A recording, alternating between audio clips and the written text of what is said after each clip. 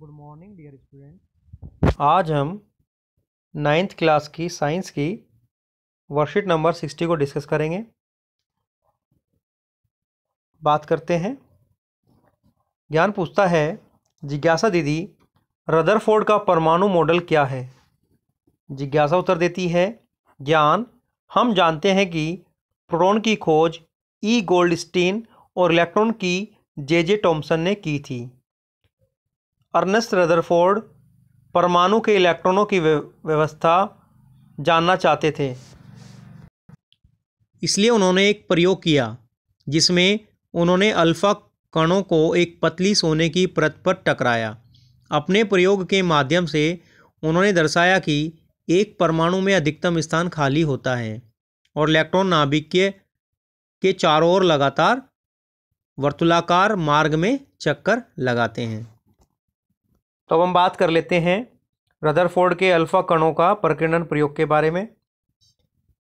एक सोने की 1000 परमाणु मोटी परत को लेकर उस पर तेज गति से चल रहे अल्फा कणों को टकराया गया।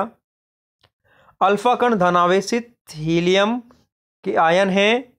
ऐसा समझा गया था कि यह कण परावर्तित होंगे क्योंकि एक परमाणु में प्रोटॉन होते हैं। तो ये डायग्राम दिखा रखा है, ये यहाँ पे अल्फा कणों को टकराया गया। इसके परीक्षण परिणाम की हम बात कर लेते हैं। ऑब्जर्वेशन क्या क्या थी? अधिकतर अल्फा कण सोने की पतली परत के आर पार सीधे निकल गए, ये सीधे निकल गए हैं ज़्यादातर कण। कुछ कण छोटे कणों पे विक्षेपित हुए तो कुछ विक्षेपित हुए, लेकिन प्रत्येक 12,000 कणों में से एक कण वापस आ गया।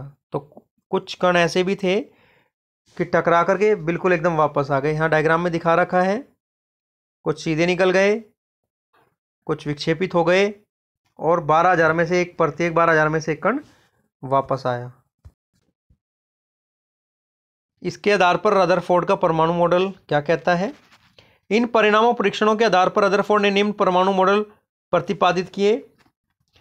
एक परमाणु में धनावेशित केंद्र होता है जिसे नाभिक कहते हैं। परमाणु का लगभग संपूर्ण द्रव्यमान इसी नाभिक में होता है।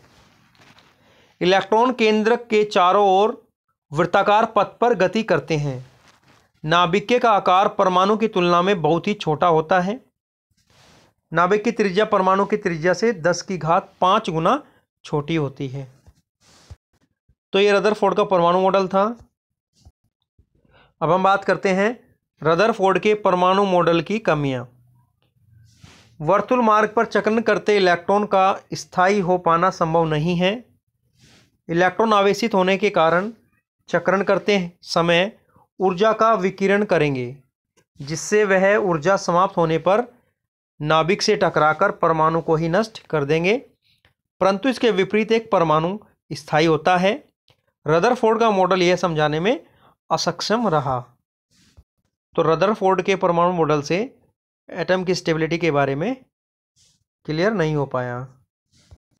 अब हम बात करते हैं इसमें दिए गए प्रश्नों की। पहला प्रश्न है, रदरफोर्ड ने अल्फा कण प्रकीर्णन के प्रयोग में किस धातु का इस्तेमाल किया? तो इसका आंसर हो जाएगा गोल्ड यानी सोने का इस्तेमाल किया। बात करते हैं दूसरे प्रश्न की, रदरफोर्ड द्वारा किए गए प्रयोग के परिणाम क्या थे? तो रदरफोर्ड के प्रयोग के परिणाम थे, तो सेकंड प्रश्न का आंसर लिखा जा सकता है 3 पॉइंट। अधिकतर अल्फा कण सोने की पतली परत के आर पार सीधे निकल गए। कुछ कण छोटे कणों से विक्षेपित हुए, कोणों से विक्षेपित हुए। प्रत्येक 12,000 कणों में से एक कण वापस आ गया। तो एक क्वेश्चन नंबर 2 का आंसर है। बात करते हैं प्रश्न नंबर 3 की। इस मॉडल के अनुसार परमाणु के नाभिक में और वर्तुल मार्ग में कौन से अपरमाणु कण होते हैं? तो परमाणु में उपस्थित अपरमाणु कण हो जाएंगे नाभिक प्रोटॉन, न्यूट्रॉन। वर्तुल मार्ग में हो जाएंगे इलेक्ट्रॉन।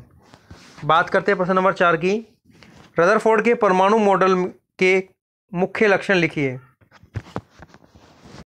तो इसका आंसर हो जाएगा परमाणु मॉडल के मुख्य लक्षण। फर्स्ट, परमाणु में धनावेशित केंद्र होता है जिसे नाभिक कहते हैं। सेकंड, नाभिक के क्षेत्र के बाह्य वृत्ताकार पथों में इलेक्ट्रॉन गति करते हैं। थर्ड, नाभिक का आकार परमाणु की तुलना में नगण्य होता है। बात करें प्रश्न नंबर 5 की। प्रोटॉन की खोज किसने की थी? अल्फा कण किसे कहते हैं? तो प्रोटॉन की खोज ई गोल्डस्टेन ने की थी। अल्फा कण हीलियम के धनावेशित आयन हैं। तो बच्चों ये वर्कशीट नंबर 60 थी। आप इसको ध्यान से पढ़ेंगे तथा प्रश्नों को अच्छे से करेंगे। मिलते हैं अगली वर्कशीट के साथ।